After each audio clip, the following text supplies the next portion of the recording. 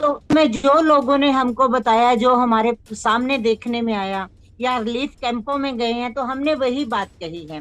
जी। एक तरफ एक समाज ये कह रहा है कि हमको सरकार ने ये कहा कि वो तुमको मार रहे हैं तो तुम भी हथियार ले लो, तुम भी हम्म। मारो। ये उस सरकार का फेलियर है। वो डरे हुए हैं। अरे भाई, नहीं संभलता तो छोड़ दीजिए ना बाबा, कोई और आ जाएगा, राष्ट्रपति शासन लगा दीजिए, लेकिन लोगों की जिंदगियों के साथ तो मत खेलिए। अभी कल पता चला कि एक यूएस का डेलीगेशन आना चाहता था, सरकार ने उसको वीजा देने से मना कर दिया। किस बात का डर है, किस बात का खौफ है? अगर जी। कमियां हैं तो आप छुपाना चाहते हैं। वो तो कहते हैं कि राष्ट्रपति शासन लगा दो, जी। मुख्यमंत्री जी रिजाइन दे दें, गद्दी छोड़ दें। और मन की बात बोलने वाले देश के विश्व गुरु जो हैं, हम्म। दुनिया के कह रहे हैं अपने आप को कि भारत विश्व गुरु है, तो विश्व गुरु को जरा दिल भी बड़ा रखना चाहिए। मणिपुर भी भारत का हिस्सा है, पार्ट ऑफ द नेशन। सरकार को नाराज नहीं होना चाहिए, ना ही किसी को आहत करने का हमारा मकसद था। जी। हम लोग गए थे क्योंकि मीडिया के माध्यम से बहुत खबरें आ रही थी कि लोग मर रहे हैं, महिलाओं को मदद नहीं मिल पा रही। ये जानने समझने के लिए, ताकि वहां पे मदद पहुंचाई जा सके। वहां आम जन से बात करने के बाद बार बार ये निकल के आ रहा था कि सरकार ने कोई मदद नहीं की है, किसी रिलीफ कैंप में कोई जिम्मेदार व्यक्ति नहीं गया है। हम्म। तो ये स्वाभाविक बात है।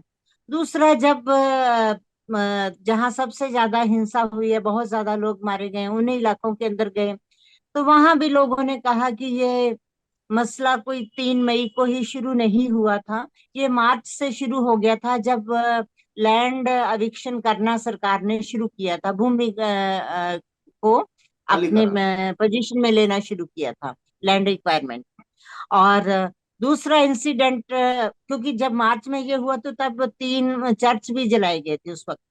देन उसके बाद 28 अप्रैल को मुख्यमंत्री जी एक जिम का उद्घाटन करने जा रहे थे हिल्स एरिया में।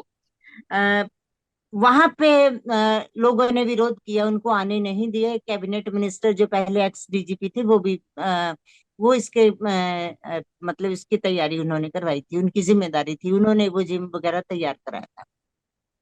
तो लोगों ने विरोध किया उसका, उस जिम को तोड़ दिया। अब इस बात को लेके नौजवानों ने अपना 30 मार्च किया 3 मई को। वो सारा बहुत स्मूथली, अच्छे से लोगों ने अपनी बात कही, और 2:30 बजे वो खत्म हो गया, लोग अपने घरों को लौटने लगे। उस वक्त अटैक हुआ, झगड़ा हुआ, और लोग मारे गए। उसके बाद लोगों के घर जलाए गए। तो में जो लोगों ने हमको बताया, जो हमारे सामने देखने में आया, या रिलीफ कैंपों में गए हैं, तो हमने वही बात कही है। जी।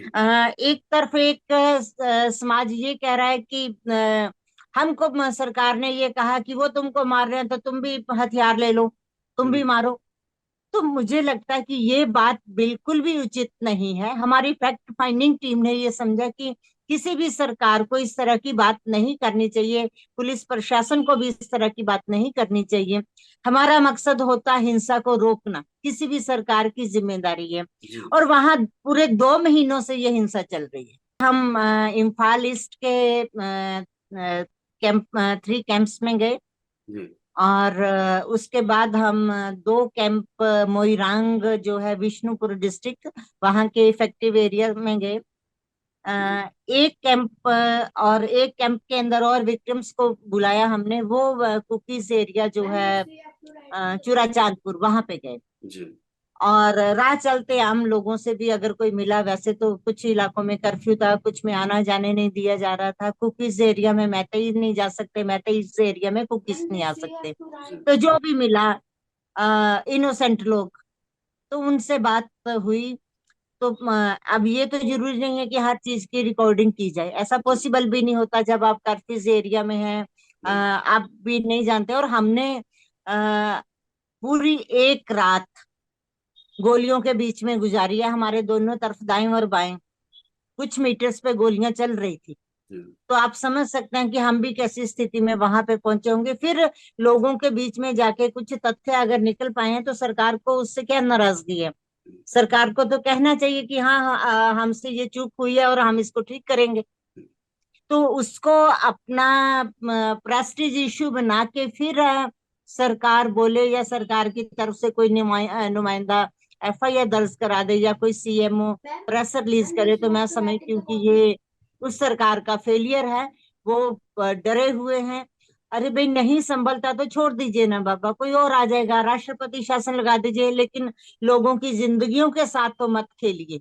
जी बेशकीमती हैं, जिन्होंने अपने बच्चे गवाए हैं, अपने भाई और पिता गवाए हैं, जो जो गोलियों से इंजर्ड होके हॉस्पिटल्स में पड़े हैं, तो उनकी जिंदगियों के साथ ना खेलें। और जो रिलीफ कैंपों में है, वहां जो दुर्दशा है उसको ठीक करें, व्यवस्था को ठीक करें। हमने तो छोटी छोटी बातें की है, जैसे नौजवान बेटियां हैं वहां पे, उनकी या बच्चे हैं, उनकी पढ़ाई लिखाई बंद हो रखी है, स्कूल बंद हो गए, जी लोग घरों से बेघर हो गए, घर जलाए गए हैं, तो वो अपने घरों को लौटना चाहते हैं। जिन्होंने सारी जिंदगी वहां गुजारी है, तो वो अपने घरों को वापस जाना चाहते हैं। घर है नहीं, क्योंकि सब कुछ जल गया है। इवन बहुतों के तो डॉक्यूमेंट वगैरह भी जल गए हैं। तो सरकार नए घर बना के दे, उनको रहने की व्यवस्था करे। अस्थायी कैंपों में जो रह रहे हैं, तो वहां कुछ प्रॉपर व्यवस्था नहीं है। दो प्रेग्नेंट लेडीज हैं, छोटे बच्चे हैं, बूढ़े लोग हैं, सबको क्या मिल रहा? दाल चावल, जी कभी कभी आलू। तो दाल चावल से न्यूट्रिशन की कमी पूरी हो जाएगी क्या? जो गर्भवती स्त्री है उसको प्रॉपर फूड चाहिए, जो बूढ़े लोग हैं उनको सप्लीमेंट भोजन चाहिए, छोटे बच्चों को दिन में, हमारे घरों में अपने बच्चे जो है वो भी दिन में 6 बार कुछ ना कुछ मांगते हैं कि अब भूख लगी है, कुछ खाने को दे दो। तो वहाँ अपर्याप्त है। फिर तो जो जी लड़कियां और महिलाएं हैं, उनकी मिनिमम जरूरत है सैनिटरी पैड्स। जी समझने की बात है। तो पिंकी पैड फिल्म आए तो हम सब लोग बड़ा खुश होते हैं कि लोग कर रहे हैं, लेकिन हम उनको अगर ये उनकी जरूरत पूरा नहीं कर रहे, तो मुझे लगता है ठीक नहीं है। फिर जो लोग भागे हैं, तो अपने जो पहनने के कपड़े थे जी उसी के साथ भागे हैं, कोई सेकंड ऑप्शन उनके पास नहीं है, तो वो चीजें प्रोवाइड करवाना, पानी जी स्टोरेज के लिए कुछ प्रॉपर है उनके पास, भांडा बर्तन नहीं है। तो ये बातें अगर हम कह रहे हैं, तो कुछ गलत थोड़े कह रहे हैं कि वहां पे ये अव्यवस्था उसको ठीक करो, हम्म, वहां पे इस चीज की कमी है उसको सही करो, सरकार उसको रोके। सरकार स्पॉन्सर्ड बाई गवर्नमेंट, तो हम्म, इसलिए कहा है कि 2 महीने हो गए यार, ऐसा कौन सा युद्ध है जो 2 महीनों में नहीं रोका जा सकता? आप उनकी मांगे मानिए, जो भी वो कह रहे हैं, जो सरकार के लेवल की है, सरकार को करना चाहिए। फिर कोई मुख्यमंत्री अपना इस्तीफा लेके पब्लिक के बीच में जाया करता है या गवर्नर को भेजा करता है? हम्म, जी ये ये किसी को समझ में नहीं आता क्या? हम्म, देने निकले हैं, लोगों ने घेर लिया, तो हम्म, भाई आप मेल कर दीजिए। हम्म। आपके पास तो वाईफाई सिस्टम है, इंटरनेट तो आपने जनता के लिए बंद कर रखा है। फिर तो डिजिटल ये सब मीडिया भी चीजें है, समझ में डिजिटल आती। हाँ, इंडिया भी है। और एक मजेदार बात और बता के मैं मेरी बात को वाइंड अप करती हूँ हम्म, कि वहां पे जो एफआईआर की कॉपी कल रात को हमारे एक साथी एडवोकेट ने कोर्ट से निकलवाई है, 8 जुलाई को ये मुकदमा दर्ज हुआ, जैसा कि हमें सोशल मीडिया से पता चला। जी तो वो एफआईआर की कॉपी जिसने भी लिखवाई है, तो मुझे तो उनके ब्रेन के ऊपर बहुत मतलब तरस आ रहा है, हंसी क्या आ रही है, तरस आ रहा है। आप एक तरफ कह रहे हैं कि हमने स्टेट स्पॉन्सर्ड वायलेंस कहा, आप कह रहे हैं कि हमने गवर्नर और मुख्यमंत्री जी को टारगेट किया, जी आप ये कह रहे हैं कि हम वहां दंगे भड़काने के लिए और साजिश करने के लिए आए थे। तो भैया, सरकार आपकी है, मणिपुर एयरपोर्ट से उतरते ही सब कुछ चेकिंग होती है। आप हम्म, जिस भी इलाके में जाते हैं, वहां पे बहुत तरह की चेकिंग प्राइवेट लोग भी कर रहे हैं। किसने अथोराइज किया उनको? जी दोनों तरफ, मैं किसी एक की बात जी नहीं कर रही। हाँ।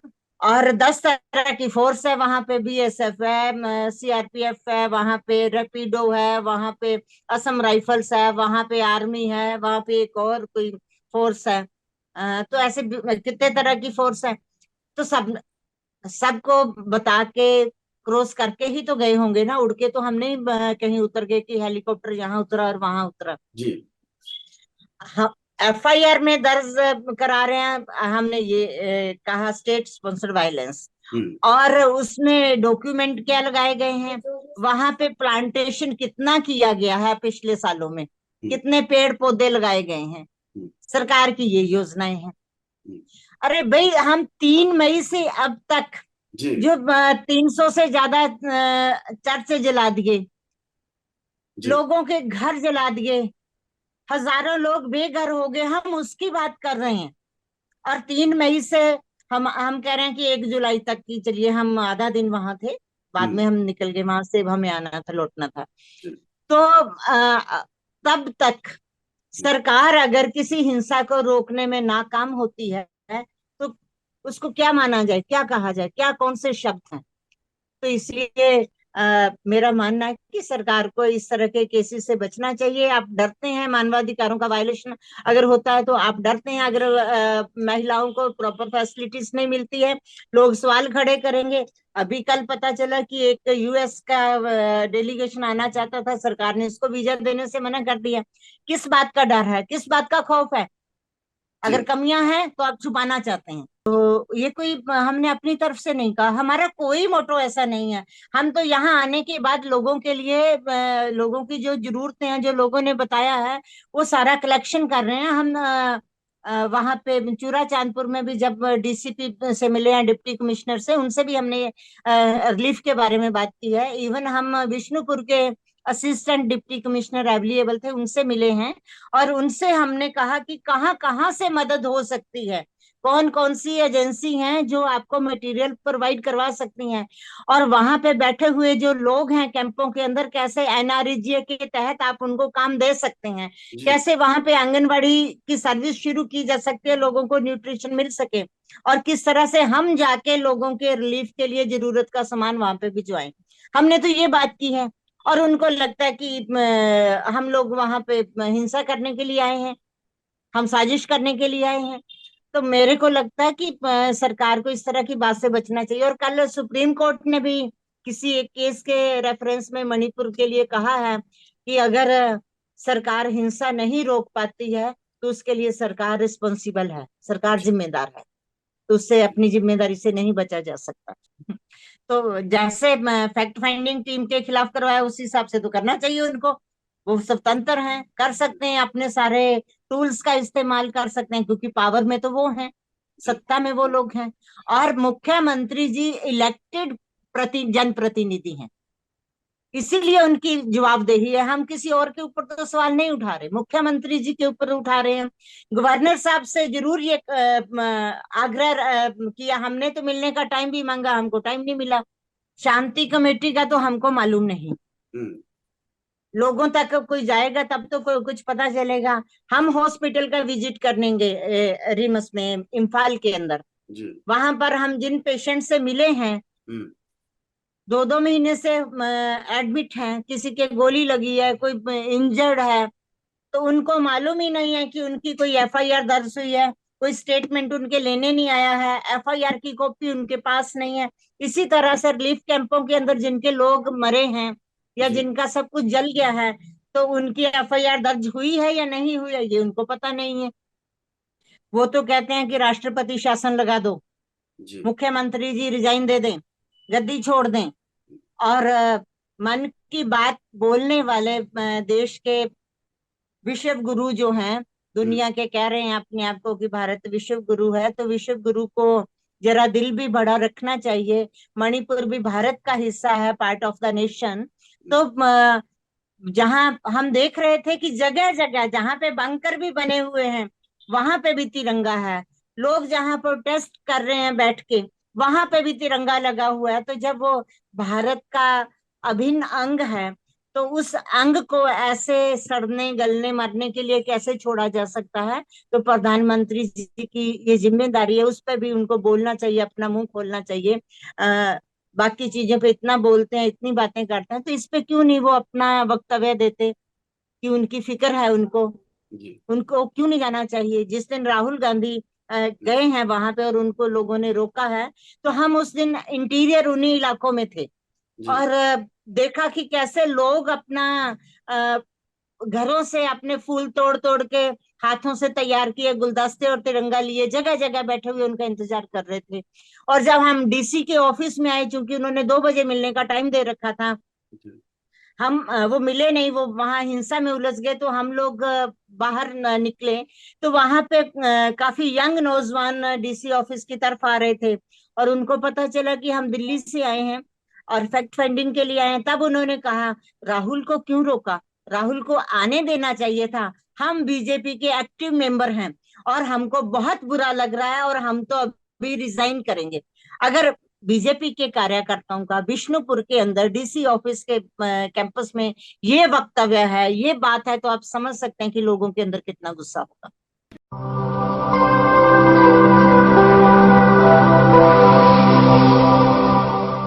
जन ज्वार जनता की मीडिया।